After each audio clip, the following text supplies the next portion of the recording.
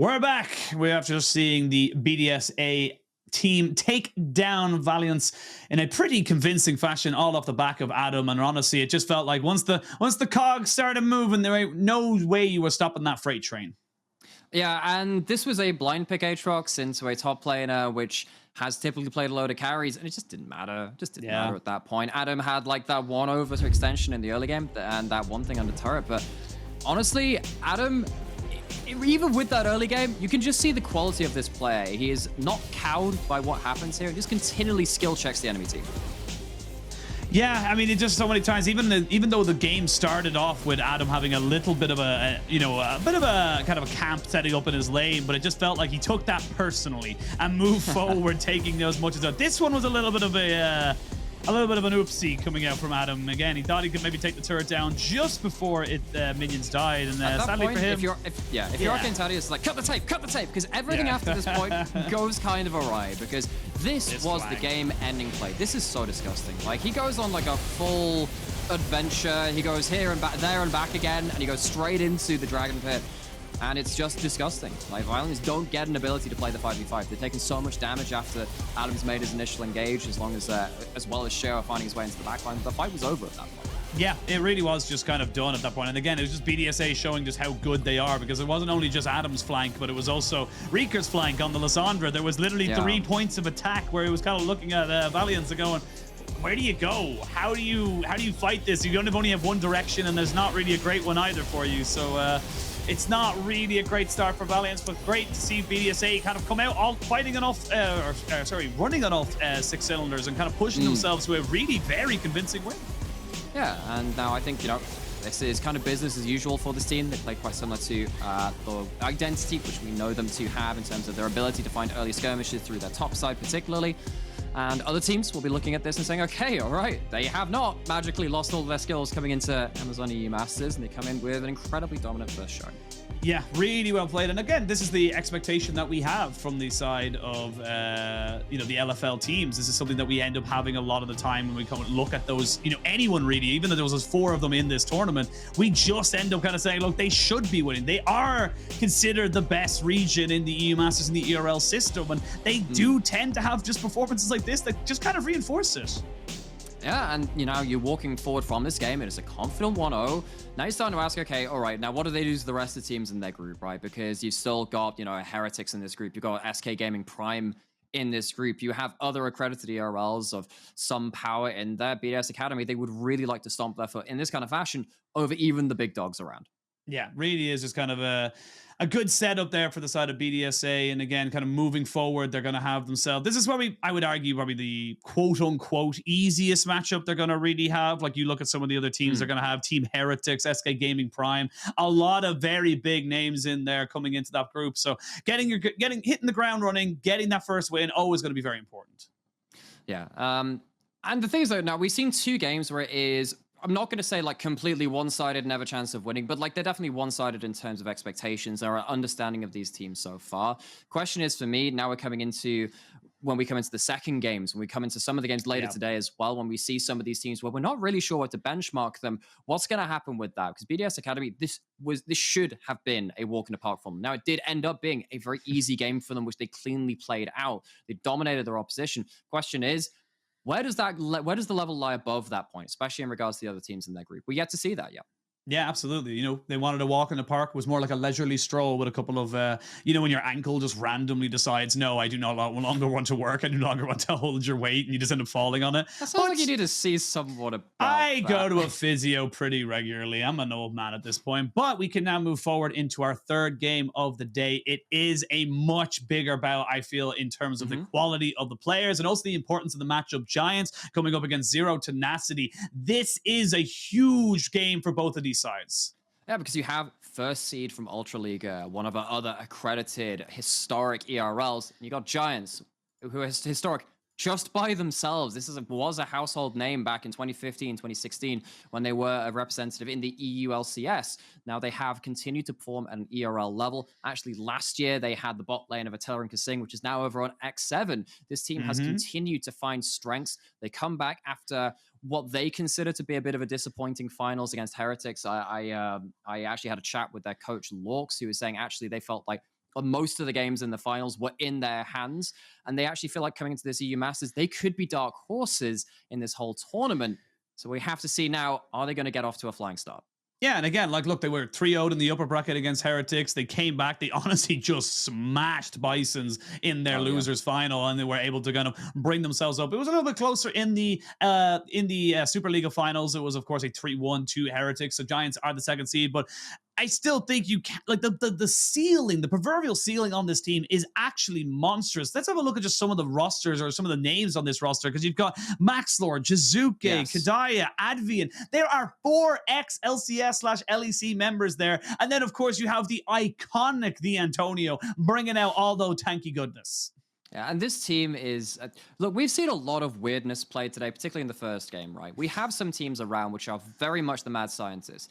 Giants are like rock solid conventional. This team will front to back you until the end of days, and they are so damn good doing it. A lot of the reason they can do that is because they have the Antonio on the top side. It's a bit of a meme in the Spanish community that, oh, it's the Antonio, it's Cho'Gath again, it's his Sion again. He just keeps playing these picks, but he plays them so damn well and allows you to play this front to back style. And they also have an ability to very much prepare for their opponents very well too. I've chatted to their coach. I know the amount of work that he puts into scouting out the enemy team, their pick priorities, what their tendencies are, and allows them to have this unseen factor over the enemy squads. Last year in summer, they were a team that would consistently do level 1 preparation and find something like we saw Dusty do earlier today. So on the side of Zero Tenacity, a team which I was talking to Solari about, one of the casters for the Ultraliga, and she said, you know, this team showed what they could play in the game 4 of their finals. Their finals were a little bit strange because they were playing against a team with emergency substitution, but they love to play through their bot lane, and they can get things rolling. If they can get to the point where they can break open the bot lane and stop Giants rolling into this very solid 5v5 front to back style, we could see ourselves a very interesting confrontation between these two. Absolutely, and even for a team like Zero Tenacity, who were in the spring 2022 EU Masters group stage as well, they went 0-6. It wasn't exceptional, but they kept the same roster. They did not change a single thing, and they said, no, this works. We're comfortable and we're confident with moving towards with this particular set of 5 players, and it has paid off. An Ultraliga title. They're now coming into the EU Masters feeling a much more confident, I would argue. And yes, it is a very difficult group. Again, I don't think there's any easy groups, to be perfectly honest, but it is still going to be a very big match. If they can take a win today, with a group at Vitality B and Unicorns of Love, that is a huge start to your campaign. Yeah, and I don't think you can necessarily say Group of Death kind of fits too many of these groups, because what the Group of Death means in kind of essence is that there are teams there which should make it through to the next round, which won't, because there are only so many teams qualifying. Group A is arguably one of them. Group C, potentially as well. You have a lot of very strong teams in there, but I look at Giants, USC, Vitality B. These are incredibly high-level teams, and you stick another team in there, in Zero Tenacity, who are there from the Ultraliga as the first seed. And you look at this group, you're like, go, heck, that's actually really hard to predict. It's best of ones. There's high variance. A lot of players which can make big plays early, which might flip a best of one on its head, and suddenly that changes the outcome of not just this group, but the entire playoffs bracket. Yeah, absolutely does. I think it's, you've got the Group of Death. This is my opinion, the Group of Life, because everyone's got a shot. Everyone's got a chance of continuing their lives. That's a good way to view it, actually. Yeah, exactly. It's the Group of Life, because no one's actually a clear favorite in my eyes. And I think, fair enough, there might be people with, slightly more biases than myself to be able to kind of say, no, this team or that team. But I think it's a great opportunity now. And I think I'm just going to make sure I log into my alternative account and just paste my logo to one of the teams and then just message you angry DMs. Absolutely. That's all you have to do. That's what we have, that's why we're here, because, it's just what our Twitter is for, basically. But we shall no longer hypothesize where we think the draft is going to go, because we are going to jump into it straight away. Giants in the blue with Zero Tenacity on the red. They're going to get rid of the Draven and try and just make sure they don't have any explosive bot side, because, again, they love to play those tank tops. Yeah, and again, speaking to Solari, that was my point of contact for these teams. Turns out it's really good being able to reach out to people who really know these teams and care about them. VZZ is a player that just, when they are ahead and they have Draven, you can expect to win. Why don't you just get rid of the Draven then? Giants banned that first out, and if we know Giants to be a team which are probably one of the most best placed teams in terms of preparing for an enemy team, that is an absolute sitter. Yeah, I can't really blame them trying to take away the Ornn either. Again, the Antonio. Ornn is probably the most meta team fighting tank in the top side. Take that off him, move him away from that. But again, we can put so much emphasis on the Antonio because of his history and pedigree within the EU Masters and ERLs, but you still got Maxlore, Jiizuke, Keduii, Advienne. These are all exceptionally good players that you have to try and you can't ban them all out. Well, and there are players on that side. And then, honestly, for me, another name I'd throw in there is actually Sebekx. Sebekx has been around the ERL scene for a little while now. Very famous for his off-meta picks. He was on Matchco of last year when they did make that crazy dent in the group stage. Okay, I said that. They went 0-6 at that point, but they were such an exciting team to watch. He's moved on to Zero Tenacity at this point, and I'm looking at this guy versus Jiizuke, who was one of the original crazy mid laners coming out of Europe, and I'm really excited for this mid lane matchup and the history that holds as well. We have so much of it here in Amazon EU Masters. We do. I mean, you think of Jiizuke, I always think of Vitality's run at 2018 groups. They're in the same. There's the same group as RNG and T1. They make it as best they possibly can. It was a really awesome group to say. And yes, it's kind of that little thing of like your best thing is that you didn't win against these teams, but it was still so fantastic to watch. But I remember the group stage they were in with Cloud9 as well. There was that Yamato Cannon speech from back then, which I think really applies to a player like Jiizuke and a number of other players in the ERL scene, where you don't beat the great teams by playing their style but a worse version. You do it by playing your style. You commit to your style of play. And the side of Giants, they have completely completely taken on that visage. They just know how to front to back. That's how they play for the longest time, because of the likes of the Antonio, because of the likes of how they've managed to play around strong AD carries. Locking in the Wukong, that is a strong pick for Maxlore. It is a very safe blind pick in a jungle situation. On the other side, though, Sejuani taken away as one of the premier front lines. Yeah, actually, I do apologize. It wasn't T1 in that group. It was Gen G, same group of Cloud9. It was RNG, Cloud9, Team Vitality, and Gen G. Yeah, 2018 World Championships. But that's all in the past. We're 4 years gone from there. How time flies. We're going to jump straight into what we see now on our screens. No, wake up, machine. Yeah. It's 2014. We're about to see Samsung Blue versus Samsung White. They just announced Spotify. Let's go check it out.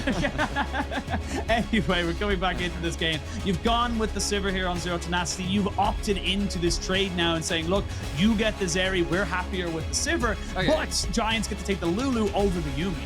Now, you have a couple of choices here, because I'm looking at this and I think that you know, you can lock in a Yuumi, because otherwise you get a bit Enchanter Dift when you have a Zeri versus a Sivir that both do lots of damage, but they need a little bit of help if there's an Enchanter on the other side. They do go for the Poppy. Now, what the Poppy does allow you to do is if you have the stronger front line, you punt the other front line away and it doesn't matter, you even that up. Sejuani gets to have an uncontested run at the carries and trying to CC and disrupt them, while your Sivir gives you that extra chance to run up towards them. But I think Giants, I think you should be banning away enabling picks now. And you can also maybe angle into something like a Sylas as well. I think that's very good in tech competition. It's not something that either of these teams have played a huge amount of. But whenever I see like a Sylas stealing Sejuani, a Sylas stealing a load of these things and just becoming like a really annoyance factor in terms of the way they can change these team fights, that is a very strong factor for me in these games. Yeah, it can show you as well, like just the priority the side of Zero Tenacity have put onto this Sejuani. I will say it is likely.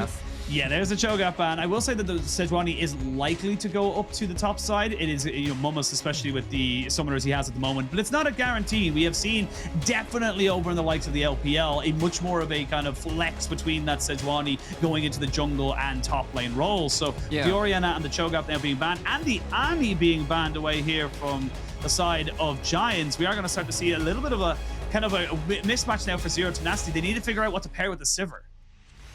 Yeah, I mean, you can start flexing around a couple of different picks, right? We have seen the, I mean, you're likely to see the Poppy in the jungle and Sejuani top, but maybe we've seen enough crazy enough to say it's just got into my head, so we'll see what happens with that. But yeah, as we were saying, Sebekx was one of these players that really did play a lot of his own random picks. The Annie with Predator was something that he was picking out even last year. He was an Annie and Nasus 2-trick in a lot of ways in terms of the mid lane. It was really fun to watch. But we are going to see even more engage. It's going to be front to back. It's going to be get on top of these carries. And now the onus is on Giants. How do you keep Keduii safe and behind a strong front line? Having something that can disengage a little can very much help with that in terms of that Azir ultimate.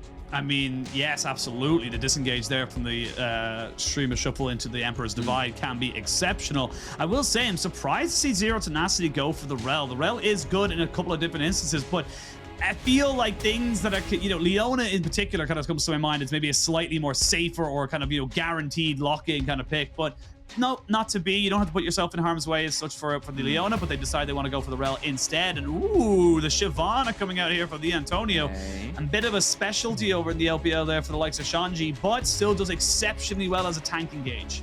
Yeah, we've seen a lot of it around the ERLs as well. And the great thing about the ERLs is you can just find one of our ERLs and there'll be a team that plays pretty much everything in existence. And the Antonio hasn't actually been one of those big Shyvana players. I actually think of JDXL actually played a lot of Shyvana and they flexed that around too. That was very fun to watch. But in this game, we're going to see Sebekx go back to one of his most played. The Corki is his most played of this split. Going to be put in towards that mid lane. So that is another scaling damage option.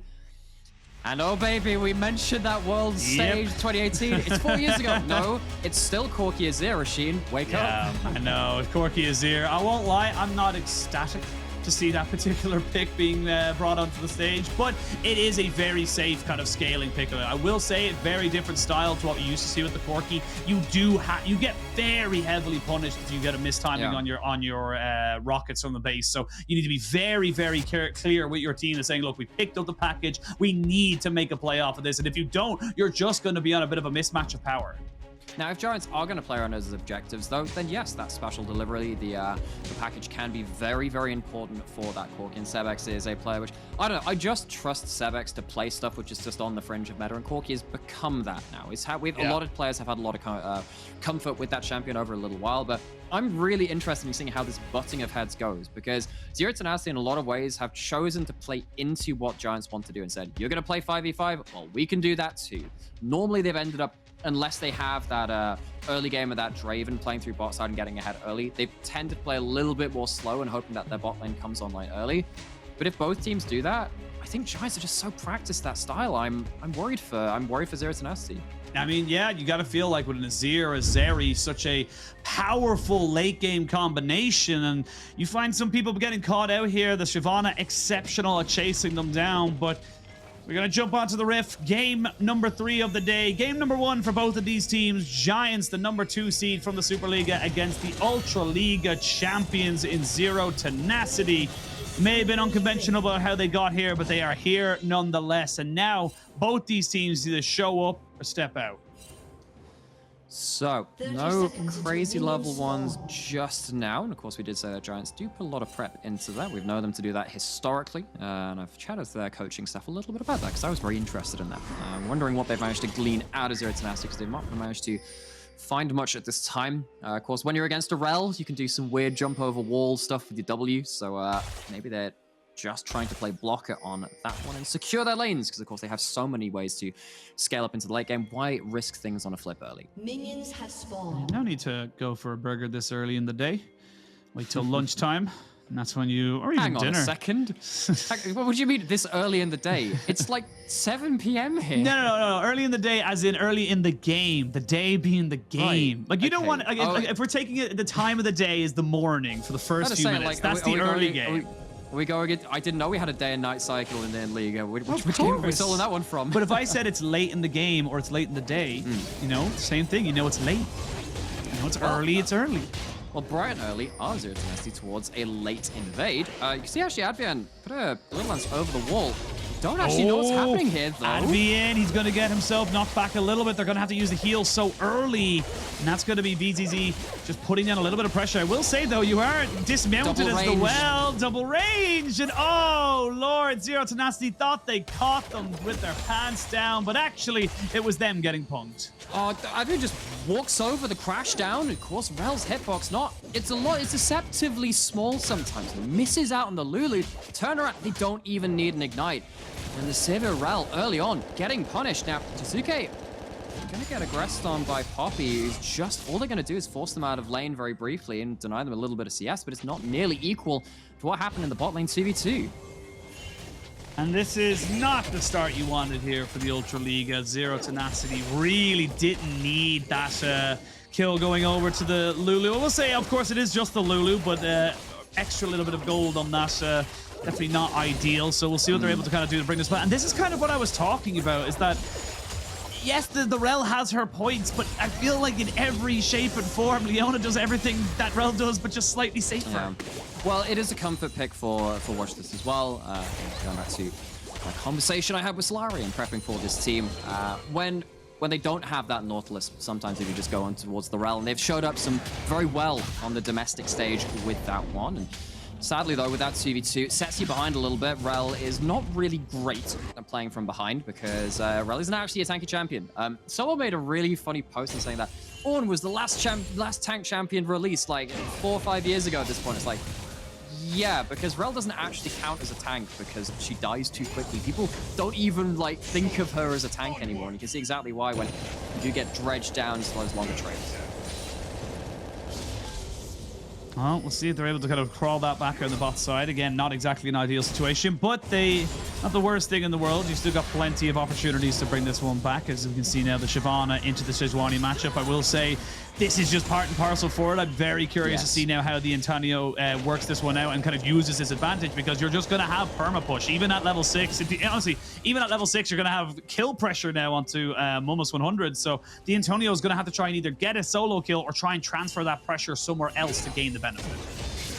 Yeah, well, speaking of transferring pressure, sometimes you can just not do that as well and just play safe, play towards this very stable game. And I'm looking now at what's happening with Giants, and they're doing exactly just that, right? And well, speaking of that, Sebekx managed to stop Jiizuke getting off a recall on the wave that he really wanted to. Keeps him in lane a little bit longer, but he's hovering on the right side of things, and Ryuzaki not able to shut him down. There was a moment there, though. Sebekx, this is one of the things I love about League of Legends, when you can see that a small thing evolves into quite a significant play. Sebekx was trying to stop that recall, realizes actually if Jiizuke doesn't go back, if he doesn't go back at that point and I cancel him, he has to stay around for a better wave to get to that point.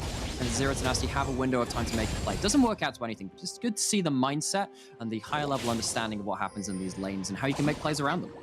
Just go the long way, man. Don't bother. It's a Lulu. You're gonna get wrecked. Just don't even entertain the idea. Just go the long way. But yeah, I think that the term you're looking at is opportunity cost as such. Yeah. For you take an opportunity. What does it cost you? What does it gain you? And that's where we get the kind of risk and reward as such. And the toing and the froing between different lanes, different wave states, and of course that roam and top side or from the Rell into that mid lane does mean that VZZ just kind of has to wait for this lane to kind of come back when his support joins him. And again, this is still a level 2 Rell. This is not exactly ideal. Finally level 3, but yeah, not an ideal situation there. You really do need most, if not all, of your kit on Rell at all times. And actually, we've seen a fair bit of Rell in the NLC as well. Not in this game, but I swear I've seen most of it recently. And even then, it was just like, this champion just wants to roam and get things done early, because your crash down as a W ability so early on, it's just really impactful. And you only need one level to have that unlocked, right? So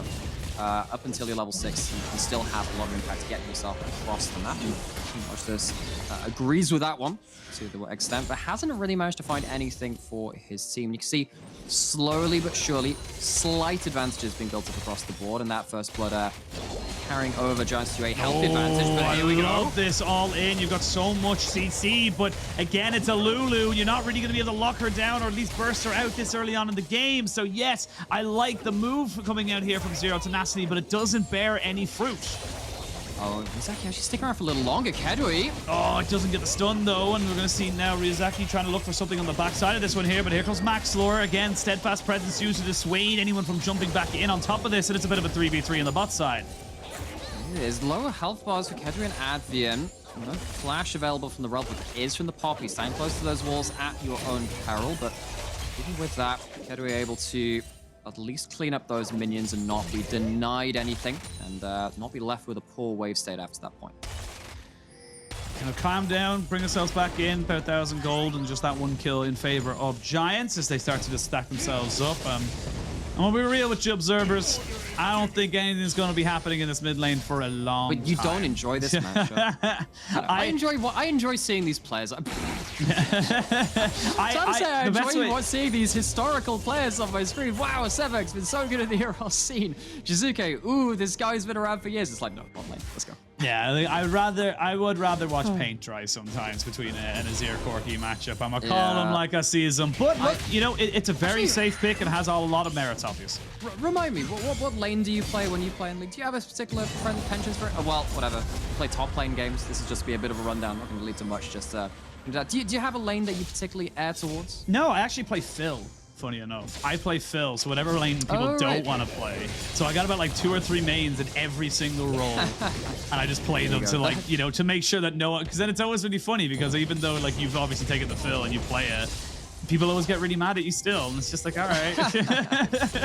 I took this crap role that you didn't want. And even then, you're sat there like, oh man, this one lane, I have nothing to say about it. See, for me, I love seeing my assassins being played, high mobility picks, but as a mid laner, I can appreciate some of the higher level thought process about lane management between control mages. Problem with Zeri and Corki is that they end up just clearing waves at a point. It's like, well, can't really do anything with that. What it does mean, though, is that you have a very stable platform to make plays around neutral objectives, and it means that both of these teams have some say about what's happening about this Herald and this Dragon. Often we do see a bit of a trade of these or plates going down when the Herald is being taken, but with these Zeds staying around in this bot side, Tenacity taking the chance to start up towards this Herald. We're not going to see a split map in terms of the plates being traded for this, whichever way it goes. Looks like it is just going to be the AD carry staying in the spot side, so a 4v4 for the moment. Still waiting on that package to be used, or honestly even picked up. 10 minutes is when it spawns now, so not going to have that one for the moment. But there's the Glacial Prison coming out. They're going to try and maybe get the Antonio, who doesn't have his ultimate, and that means his Rage Bar, but he couldn't jump away. That's going to be a kill over to Zero Tenacity. Really nicely done around the timings. Yeah, Antonio was trying to auto-attack to get his Rage Bar filled up so he can cast his ultimate again. But this is a Ghost Shyvana. You do that to run down your lane opponent, which means you don't have much way out of these plays once the enemy gets on top of you. He doesn't have the ult, doesn't have a flash, goes down without much being said about it. And Zero Tenacity, ever the opportunists, end up picking up themselves a kill on that top side, which might just unlock themselves that Herald. Oh, here we go. We're going to go for a full engage. You can see the Rell trying to jump it onto Maxlore, but he does get the Cyclone off them. Almost is here. The Rift Herald, I should say, has been secured. Emperor's Divide to stop the Sejuani from jumping onto Jiizuke. And everyone just kind of backs away. So overall ends up being a 1-for-1, but Rift Herald over to the Ultra League of Champions. Yeah, neither of the teams really had like a fantastic way into that fight. You can see that they were playing around ranges, trying to just find any opportunity they could go for, but Giants kind of sat there without too many options, and going to go back towards the start of this. And again, you can just see that Antonio, he's actually pretty close to getting his Rage Bar stacked up. Every auto attack you have gives you a certain amount of it, but isn't able to get towards that 100 margin. Gets shut down by a well-placed and well-timed Sejuani ultimate. Zero Tenacity find themselves the kill, which opens up the rest of this Hell confrontation to be at numbers advantage. Again, just kind of a good movement here from the side of Giants, recognizing, look, we got level 6s, we know we can maybe contest, but I will say there that Rell does a fairly decent job of just stopping Maxlore from having any kind of impact outside of the 1v1. Well, let's be honest, it's better to have that onto the Rell than it is onto your Corki and whoever else, right? Because as soon as Wukong gets into your backline, things get a bit awkward. You open up space for that Azir, so I think Wojtus gives their life for the greater cause in this one situation. And now sat here with Flash. Doesn't have the ultimate yet, but when he's around Ryuzaki, lots of ability to jump onto one target and deal them a fair amount of damage. We're back towards one of the other neutral objectives. It wasn't a trade between Herald and Dragon. And now we have ourselves the package picked up by Sebekx, who's got himself towards that Manamune stacking up. Tenacity have themselves some option to play around this Dragon if they want. I mean, you can see Sebekx kind of just using the power with it, posturing with it, saying, look, you got to try and walk through this effectively on Rumble Equalizer if you want to try and contest this. That's going to be 2 neutrals now going over to Zero Tenacity, and despite the gold being in favor of Giants for the moment, it will still lead to pretty good pressure for them on the bot side. I will say, though, Giants haven't fully disengaged from this one just yet. Here we go, Magnet Storm in with the flash. They're going to get the Rell in, and Advienne is dead. Maxlore trying to run away. No Cyclone means no way he can escape, and that's going to be Dragon secured here for the side of Zero Tenacity alongside 2 kills. Oh, why don't you just play Leona? Because this guy is so comfortable on this pick. Finds the angle, gets onto the target, gets another neutral objective fight in his team's favor. Zero Tenacity lose out on that early first blood, and we're a little bit worried about that early game, but now we found ourselves into a point where Zero Tenacity have themselves a bit of an angle. This is just sits in the right place. Giants, a bit disrespectful, honestly. There are multiple ways into this fight. Maybe they're emboldened by the fact that the package timing had gone, but it's not like you have a Zeri at a point of power either at this point, and Zero Tenacity get away with another neutral objective fight in their favor. I mean, it's just kind of sloppy from the side of Giants because you didn't have the wild growth from Advienne. You didn't have the Cyclone back off cooldown. Now Jiizuke, he's going to try and look for a play. He does get the flash in to try and stop it, but he's going to be traded back. So 1-for-1 solo kills between the Corki and the Azir, and ends up being just an even trade. You even trade well enough, and that's actually going to fuel the Azir through to their Luden's completion, but you're out of lane and you're giving gold over. Either way, as much as Giants do have a well-scaling comp, at this point, you're giving over a lot of gold when it felt like you didn't have to fight, and it's gonna... No, we, coming out of that draft, was saying, hey, Zero Tenacity, they chose to play against the strengths of Giants, playing towards these bigger 5v5s, tanky front line, lots of initiation. But they're giving as good as they get for now. See if they can keep it up through the rest of the game. Oh, see them now trying to move on to this bot side. There's going to be a flash burnt there by Keduii. Okay, keeps moving himself back. Again, the junglers are here. Rift Herald gets dropped here. Not quite sure if they wanted to try and drop the Rift Herald or maybe use the Scryer's Bloom, but now you're fully committed to this bot side. Mid laners on the mini-map starting to make their way down. Will Shelly get to do her favorite thing in the world? It looks like the answer is yes. They won't even have to use the ultimate from the Poppy, but they might try and push her with it now. Jiizuke kind of isolated away from his team. This is split into two different fronts right now. You can see that the mid and jungle trying to chase down Jiizuke. No Valkyrie. I mean, you've got no Valkyrie because Sebekx was trying to catch somebody out. And while that's been happening in the picture-in-picture, you got a solo kill there from the Antonio. And Giants coming back with a storm. They're not quite done just yet either. BZZ needs to back himself away from the Zeri because she is revved up and ready to go. It's just nasty. I think they just feel themselves a little bit too much. They're like, okay, we've got the Herald. We can punt someone away to get a guaranteed charge. That was the first part of the plan. Second part of the plan where you want to reset and get back towards your lanes was just a little bit awry. Things get split, as you were saying, and well, they're going on to the Azir, not nearly able to shut them down in time. What the heck happened to the solo kill? Because when you're in Dragon Form from Shyvana, the more you auto-attack, the more rage you end up getting. Because you've got the AoE Q, you get to stick in that Dragon Form, and that is enough time for Antonio to use a couple more empowered abilities, and Shyvana just runs out of damage, runs out of mana.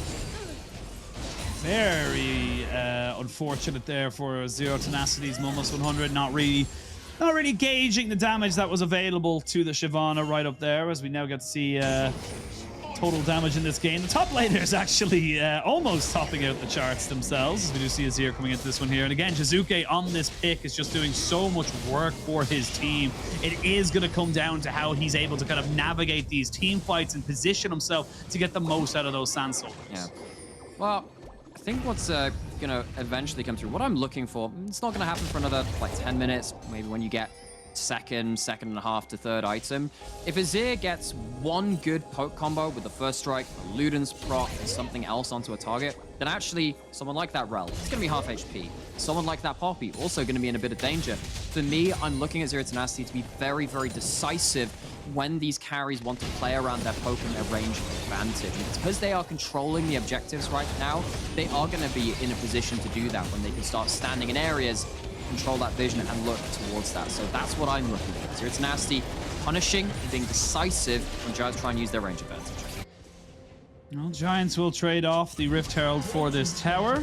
Not quite sure if the Antonio was in local gold range for that. It's a little bit unfortunate if he does miss out on it. So trying to see maybe if they were trying to go for a collapse, making sure he was not caught out by that. But again, with pressure now, knowing that everyone was up at that Rift Herald, resets coming in, you have to just kind of concede this bot lane and say, look, okay, you're going to let the Zeri get a little bit of a free farm going for themselves. And it is about 1,000 gold now between these 80 carries. So you can't really be letting this Zeri just kind of free farm for as long as she absolutely pleases. And it is going to be a bit more about kind of being proactive here for Zero Tenacity to make sure that, yes, they're getting these neutral objectives, but they're gaining something because of it. Okay, combination of Maxlore and bot lane towards this bot side, of course Ryuzaki on that side as well. We've seen a lot of neutralizing plays in this game. It's not been particularly fast, it's not been particularly explosive, and you know that both these teams are waiting for certain item breakpoints. They know what happens when they play towards bot side. Zero Tenacity, of course, very known for doing that. Giants, of course, do it with their own front line as well, but they have their ways. Zeri is close enough to that wall, but not close enough to the Poppy to get punished. Ryuzaki could have popped the flash with the steadfast presence. Oh, there's the package though, and it stops everyone from backing away, but the Corki gets polymorphed, so he's not really a part of this fight. Everyone has to use either flashes or dashes to get away, but look at Keduii, he's kind of revving up right now, and you've got yourself a little bit of a front to back. There's going to be a TP coming in as the Azir looking for the big flank. They've caught out the Zeri, but the Rell has fallen. Now they're going to jump onto Sebekx as he nearly gets taken down, finally does fall. That's going to be another fantastic move here from Jiizuke in the mid lane, and Giants find themselves 4 kills for 1 and the Dragon. There we go, first 5v5 of the game in truth, and it's Giants that take it. I love the fact that Jiizuke is punted out of the fight by the Poppy ult, just teleports in for an unexpected flank. I love that thinking on the fly, and Zero Tenacity, they found themselves an okay package angle, but they didn't do quite enough damage on the engage. Now, you're losing your first neutral of the game, and that Hextech Dragon. You're losing turrets. And this balance which you had in the early game, which was fairly neutralized, starts to swing a little more in Giants' favor. I mean, let's look at the start of this, because like you said, yes, they get the package out, but there's no initial follow-up, so they don't really gain anything off it, and then Sebekx is kind of left to just take a huge amount of damage. But just look what happens. This is absolutely hilarious. Jiizuke, bop. He goes, teleport. I have that summoner. So while Zero Tenacity are trying to finish the fight in this before Jiizuke can rejoin, they don't have enough damage at this point. Zeri comes in, cleans up, and it's only the Sejuani that gets to walk away. Now they're looking for the Antonio right now, and they have found him, so they're going to try and just overload him. He does have his ultimate available. That's unstoppable as he does go into dragon form, so this is the power of the Shyvana. Now you can maybe chase these ones down as Maxlore is here. Cyclone is not quite available just yet, but a TP going to be used here. That's going to be Mummus getting joined in by the side of the Corki, who's off to the side. They're not quite going to commit to that one just yet. Keduii is starting to ramp up. They do get a little bit of extra damage down, and you can see Jiizuke on the backside of this with the Zeri. They're just tearing them apart. Double kill coming in here for Keduii as they're just separating Zero Tenacity, and there's nowhere for them to go. The Sivir falls. It's a triple kill. It won't be a penta, but it does not matter because it's Zeri with the quadra. You're tearing him apart, Keduii. He runs right into them. There is no room to maneuver. Quadra kill because the Zeri just keeps ramping up. It's the second 5v5 of the game, and Giants take 2 for 2 in the big engagements. Again, let's have a look at the start of this, because again, they're looking for the Antonio, and then Giants start to turn them back around. They still commit the TP, but it's just not enough. It's not enough, and it feels like so much is wasted onto what is just a very annoying frontline. Maxlore, yeah, out of the fight, but still not down. And at this point, what have you got to deal with the Zeri? Like, legitimately, what do you have? You've used all of your CC, and if they have enough items, you don't have enough HP to fight against that. Are we using the extreme mobility of Zeri to take matters into his own hands? He doesn't need no stunt double, does them all himself. This just completely changes the dynamic of the game. It was only about a couple of hundred gold lead. He's now catapulted itself into a 7,000 gold leader, just a little bit underneath that. You will see the Antonio stopping the Rift Herald being dropped. So again, like I said, yes, you're gaining global or neutral objectives here on the side of Zero Tenacity, but you're not gaining anything for it. That's the big thing. You got the local gold and a little bit of local experience, but you didn't gain anything else after it. Yeah, and now you're sat with a Zeri with almost a 4,000 gold lead over their individual opponent. This is a very important game for Giants in a lot of ways, because actually one of the other things I talked about with Lorx, who is, of course, with the Giants organization, was that, you know, the most important thing for us in this group stage is to not underestimate our opponents, because at the end of the day, we weren't playing better League of Legends than them in our playoffs run, even if we believe we can do better. That was effectively the words to that effect. But in this game, they've managed to sit back, rediscover their play style, and really show what they can do when they play toward these group fights, which I particularly know them for. In this game, this is a very important game for them to just solidify themselves and say, yes, we are here to play, we can compete with these teams, and we can walk away with an important win in what should be a very close group. And again, this is a good moment here for the second seed from the Ultra Liga. This is a bit of a kind of a moment here. Again, it's been a pretty long time since we've seen a Super Liga kind of team maybe even win the EU Masters, let alone kind of get to the finals or anything like that. But, you know, I think in the last split, it was Carmine Corp LDLC. Before that, it was K Corp Fnatic Rising, K Corp BTXL, Go Rogue Gamer Legion, LDLC Kick Neosurf. You know, it was basically, I believe, 2019 summer where Big were in the finals against Giants, and of course Big still won it. So again, the Superliga were kind of touted when the EU Masters was starting to come up and become an actual tournament for people to look forward to. The Superliga was one of those big regions that everyone looked towards, and they just haven't gotten it.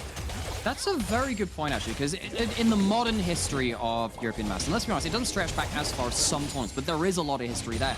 You do look towards the LFL, but when you see teams like this from the Ultraliga, from the LVP, you can see what they want to do in these team fights. Oh, Lord, you don't get over the wall with the Cyclones, you got to use your flash. That's the Rell now flashless, and a lot of your big engage no longer available to you. Zero Tenacity having zero excuses right now because they're just kind of getting bullied. And this was kind of my worry, right? Because yes, they do have a very proficient bot side of the map when it comes to these team fights. You're playing into the strengths of one of our best team fighting teams within the ERLs. Giants are now walking away with a very comfortable game for them, not just in the way that they played it out, but just on the face of it, on paper. If you told me Giants were going to win a game, it would look quite similar to this. Zero Tenacity, I appreciate them being bold enough to say, we can beat you in that, but it's not worked out from the end of the day, and I wonder if they should have tried to drag Giants away from this playstyle with something that didn't just hammer at them in a 5v5. Have you ever tried to drag a Giant? Quite big. Not easy. Not an easy thing to do. Wow, you get disadvantage on grappling against them. Got to keep you on your toes, Nightmare. Got to keep you on your toes. You got to make sure you're ready for it. But speaking of all I remember is just the only thing I remember about that is just like the initial release of Skyrim, when the Giants, when they hit, you just go flying into the horizon. Their strength set so out of proportion, and sadly, that is where Zero Tenacity are. They're looking to trip them up. Oh, not quite able to get them there. We're able to stick onto the jungler there, but no flash now for Maxlore. But you've committed so many members for that brush play. That's a dead tower, so that's a tier 2 for a flash of Maxlore. You take that any day of the week, and you put down the Shurima's Legacy, means that you're not really able to kind of like punish this move, but you're going to have to try. But what do you have for it? Because you have to try and look for these overloaded plays. You have to, but right there, Maxlore gets away with just using that flash. You use an ultimate in return, so it's not really giving you a bonus in combat advantage, nor is it giving you any gold. Giants at this point, they are just waiting for Zero Tenacity to run out of options and have to be forced into poor macro decisions. They lose something on the bot side of the map. What happens if they have to commit something to the bot side the next time when actually Jiizuke is around the Baron? Heck, he's picked up his third item. It's again, my favorite item in the game, that Magi Soul Stealer, and you can understand why, because there isn't a huge amount of threat onto this Azir. If he gets on towards that Baron, when he has so much damage, we know how much Azir can do towards neutral objectives. Zero Tenacity, the decisions they are going to be making are going to be different. They're not going to have easy options to go towards one side of the map, because at that point, you're going to get yourself ran through on the other. And did you know a Magi Soul Stealer is not a book? Okay, technically, it's a. What is it? Okay, I know what you're gonna say. But it's what a is curse. it, it's a curse and a tool. So it's the eye. That's the Soul Stealer. And then the book itself is just a regular amplifying tome that he just like someone opened mistakenly, and that's how they're using it. He's using it as a mode of transport. As a certified Magi salesman, I'm gonna take that as slander, and I will not have you insulting my I'm not insulting it. I'm just saying when people say, "Oh, I'm gonna put another page in the book," I'm like, why? I'm gonna put another soul in the eye. That's what you want. You want to put another soul in the eye. Here I am trying to be like a good, have my good marketing picture. Like, oh, it's cursed. It's an eye. Like, no. But what it is actually very good at snowballing when you're very safe in these games. When you have a Lulu and a strong front line, you can see actually Zero Tenacity in this game. They've been blowing so much stuff on the front line. It's never really gotten to be about killing the Azir, killing the Zeri. Because by the time the fight is just past its first ultimates being cast, most of the time it's the carries which are the ones which are full HP, because it's the front lines which are absorbing this. When you have that Magi, you're not likely to die, you're not likely to lose those stacks, and you're very likely, because you're so long range, to get that kill participation, which makes it easy to stack it up. This is exactly it. Again, you've got the safety of these Azir soldiers. You've got so much mobility. It's just why we see this pick just never, ever leave the meta. Never, ever move away from being such a... so much too. Yeah. Honestly, at this point, I feel like I see it banned more than picked. And I get that you have answers which can outrange, and we have typically seen a lot of poke champions. I mean, way back in the day, it was poke Varus in mid lane. That was the answer into Azir. Corki with those long-range rockets has become more of an answer, but after those nerfs, it's a little harder to make that pick work as a true counter. But you can understand why you see these picks against it, but when the game ends up like this, you just go, damn, maybe we don't try and counter it, maybe we just remove it next time.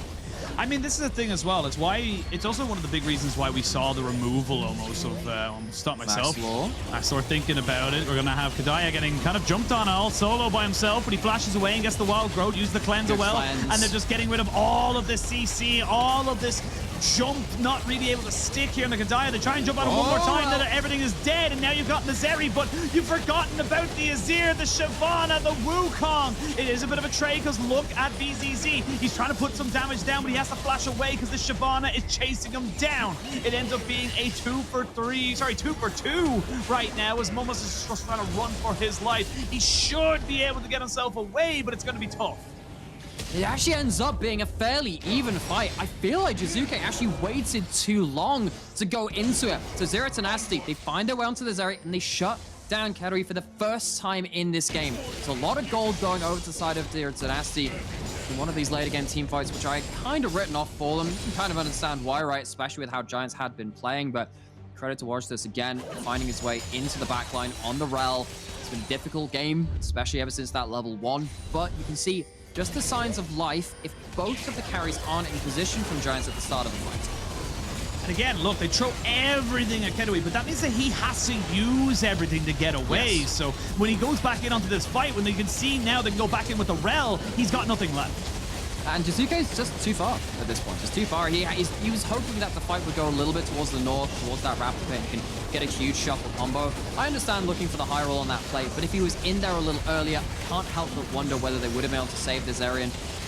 Going towards something a bit more than that. But what were we talking about earlier? Azir's really good at killing neutrals. They get one moment away from it. We saw this with the Shaco and the Heimerdinger earlier. This time it's a bit more conventional.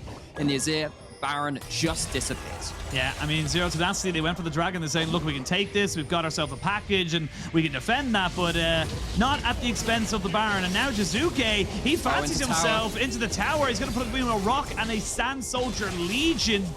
Not really a lot of places for Sejuani to go for right now. And now you're going to see that the Rell, no flash, no real way to escape. And this is just kind of those little small mistakes. Zero Tenacity thought they have gotten an even trade, but Giants put their foot right back down on the gas.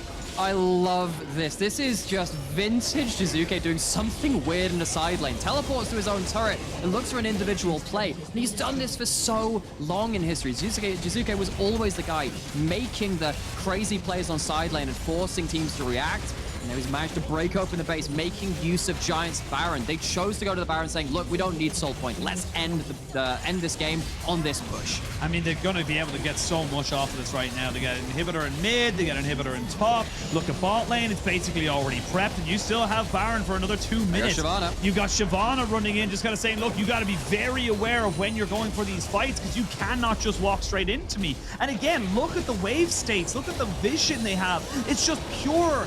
Just everything is going in Giants' favor because there's nowhere for Zero Tenacity to go. There isn't, and I really like how lethal-minded Giants were in that, right? Because when you give up a dragon, especially when you could have got to Soul Point, you're sat there thinking, we've given up a fairly strong win condition later into the game. They say, I would rather have the immediate advantage, but you need to get a certain amount out of it. For Jiizuke to just press the go button and say, this is how we're doing it, this is how we're going to push the advantage of the game. I appreciate the boldness from Giants and using the power that they have on the board.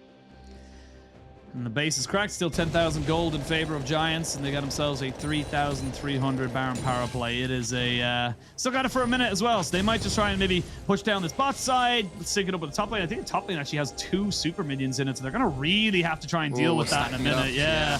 So this is not looking good for the Ultra League at #1 seed. They are very much backs against the ropes.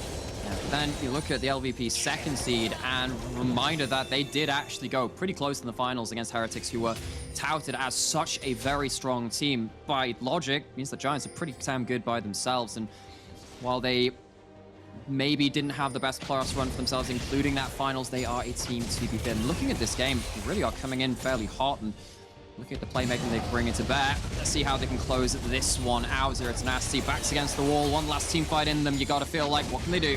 Yeah, I mean, look at the top lane. You got super minions already onto your Nexus. You got to try and defend them right now.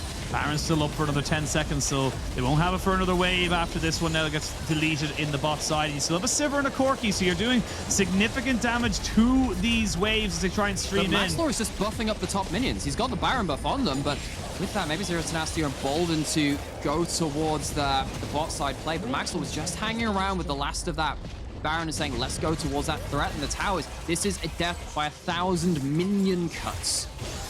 They are very, very annoying. They get in all at your ankles, and it's just not a fun time. So Zero Tenacity, you got to make a decision. They've made one right there. There's a good stead-up presence to try and stop Keduii from moving away. But remember, they got to take him out as quick as they possibly can. There's going to be the stopwatch to keep him alive. But can they get the fight afterwards? This Sivir is still doing damage, and it's a double kill going over to the side of BZZ. He's going to get himself a triple kill, and they've been able to survive. It was everything they needed, and they still came out on top. Maxlore gets himself out, but only to die at the hands of the rest of Zero Tenacity, and the game goes on.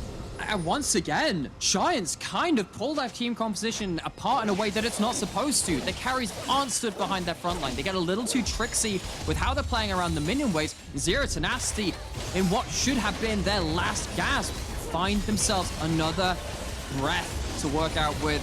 And this is really important because you see not only just the wall stun, but the cleanse into the immediate ground onto that steadfast presence. Keduii basically doesn't get to output damage in this fight. You've already forced away what's happening with the front line too. Jiizuke goes in for a dive, but it's not like you have the damage to one-shot a Sejuani, nor do you get on top of the Sivir. So Jiizuke loses a lot of Magi stacks, doesn't get the damage done, and neither of these carries has an optimal fight.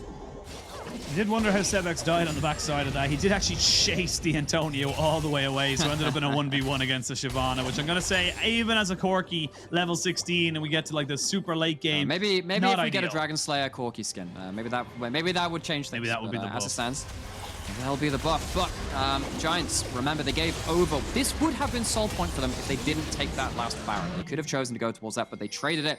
Get themselves onto soul point now, but the game has been stalled beyond potentially what it could have been. So it's Tenacity building up more items. 4 items onto Sebekx, and while Poke Corki is not as obnoxious as it once was in the past, it still does so much damage. And now you've got a Sivir who's also coming up to almost full items.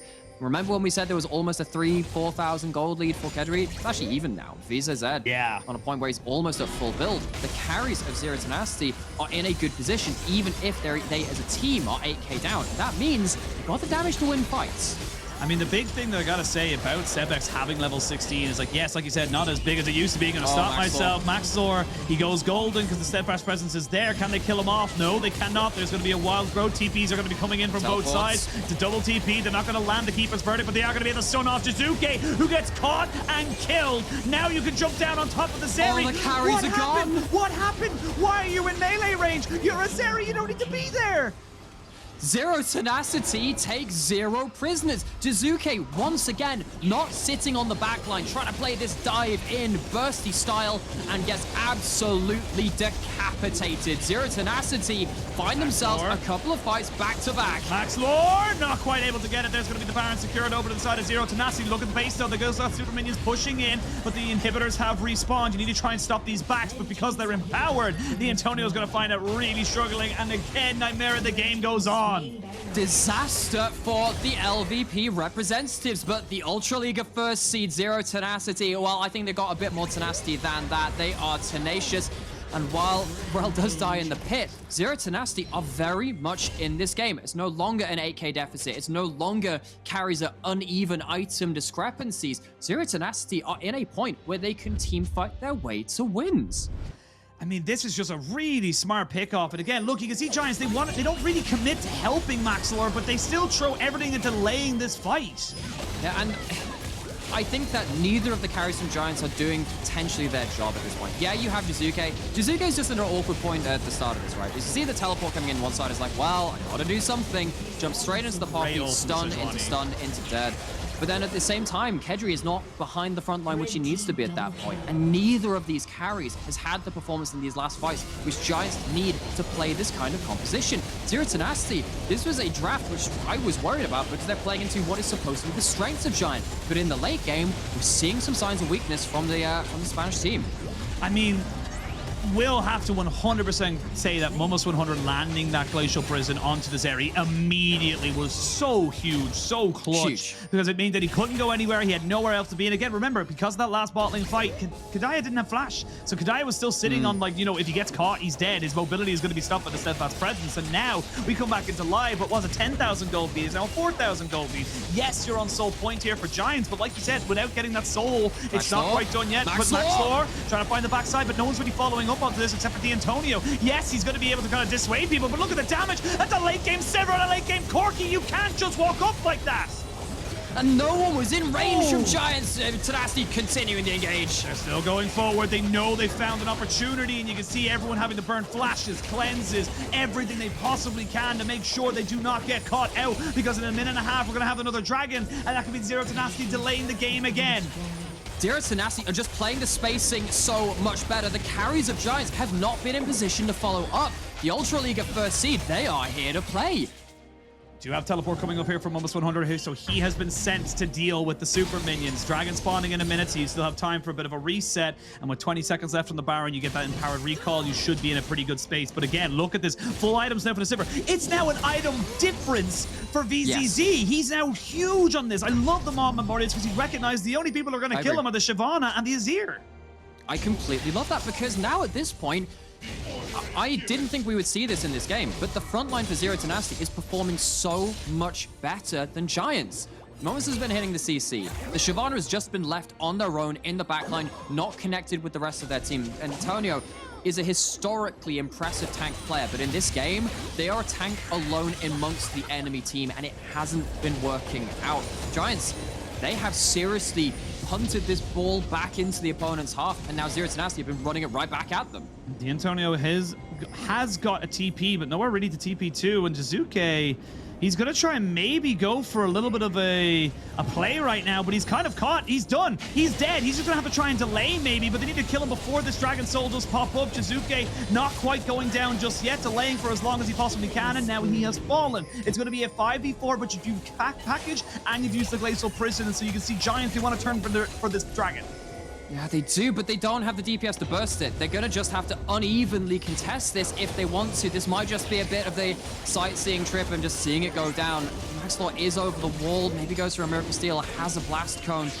It would only be soul point for Zero Tenacity. It would be the full soul for Giants. It means so much more to this one team than the other. And he's going in. He's going in, but he doesn't get it. There's going to be a TP coming out. That's going to be the Antonio coming in on top of this one here, but he's punted right back out of it. So Maxlore's left all alone, going into his GA, not going to be able to get out of it and survive, and they're going to be able to take him out. Oh, actually, as I say that, the rest of his team come in. Lulu. Finally, they're able to take him out, but now again, you've lost the wild growth. That's not going to be available for Keduii, and now you're getting jumped on. The Lulu has nowhere to go, nowhere to be except the gray screen, and these death timers are huge.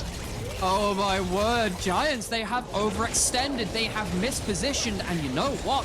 Zero Tenacity have held themselves in it. They were dead to rights. Giants, maybe they could afford to be a bit overeager, overextend a little bit, and the Antonio is now forced to clear out minion waves because Zero Tenacity are forcing this mid wave right down into their base, and they are in such a good position in this game. And you've no TPs either. The Antonio TP to that last dragon fight, and Jiizuke, I'm pretty sure, TP bot lane to try and take that inhibitor before he died. So they're baiting them in. They see him. They see him. Now you can see the Antonio going in, but again, it's going to be the Sivir just kind of free firing on top of this. You may be a tank, but this is an artillery being thrown at you. The Antonio limps away, hoping to survive to play another day. But again, it's so difficult to do it. I think Zero Tenacity, for the first time in this game, might even take the gold lead. Oh, it's been a bloody long time. There's still 1,000 gold behind, but who cares about that at this point? The items have been completed, and we can see what's happening within the roles within this team. Giants are going to have to do something which some of their players have done throughout history. Of course, they have a lot of history attached to them. They're going to have to get some tricks out of their sleeves, some smoke and mirrors. Wait to see what happens with the next time their teleports are up, particularly when you have high AP mages with magic penetration. They do actually end up killing turrets incredibly quickly, but I wonder if that's what they have to do at this point. The 5v5s, which we know this team for, are not working out for them. I think they do have to start finding some creative angles, because Zero Tenacity have been outperforming them in the 5v5s in late game. Again, full items, no more for the AD carries to build unless they sell their boots. BT being the final one here for Keduii. think I've been calling him Keduii because of LPL, but Yeah, look, it happens. So many. So it's almost like there's several hundred, if not, hundreds of players to remain. But we're very similar and languages transcending barriers and whatnot. But we are starting to hit critical mass. Jungler's 3 items, which is so rare. But now the Antonio getting jumped on a little bit here. Sebekx is coming to try and maybe help him out. They're just going to maybe try and get the dragon form out of him, but it's going to have to use it fairly swiftly. He's still getting pushed back, and this is the problem now with the Shyvana. You no longer own that type of... Wait, what happened? Why are we looking at this Baron? Just got taken, and now they're jumping onto Ryuzaki.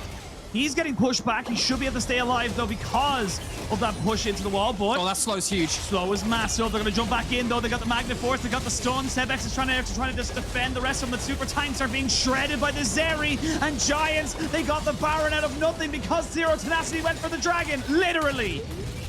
Oh, and Zero Tenacity won't be forgetting the name of Keduii anytime soon. He had a stellar early game, and in this team fight, he finally gets to put the damage down again. Inhibitors falling in mid and falling in this top side, and Giants, they reclaim themselves a footing in this game. They might just be able to end off this, even through the hardship of this one. I mean, not only a footing, but you've no engage, you've no tanks really now to try and make this one work, and Sebekx gets taken so low.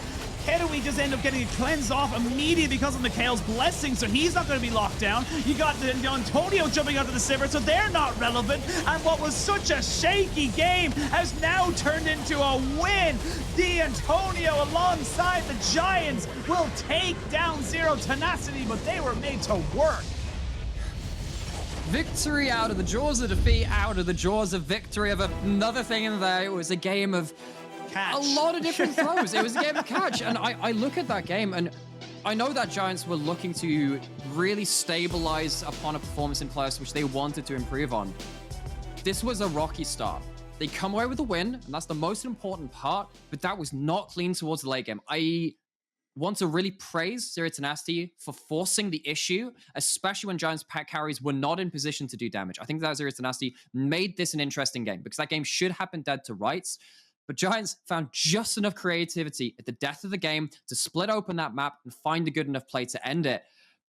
But that was not the way they wanted to see that victory. No, it wasn't. That's why we're calling this group the group of life. But we're going to send it to a quick break. And when we return, we'll have Hiprain and Jamada to break down this game a little bit more.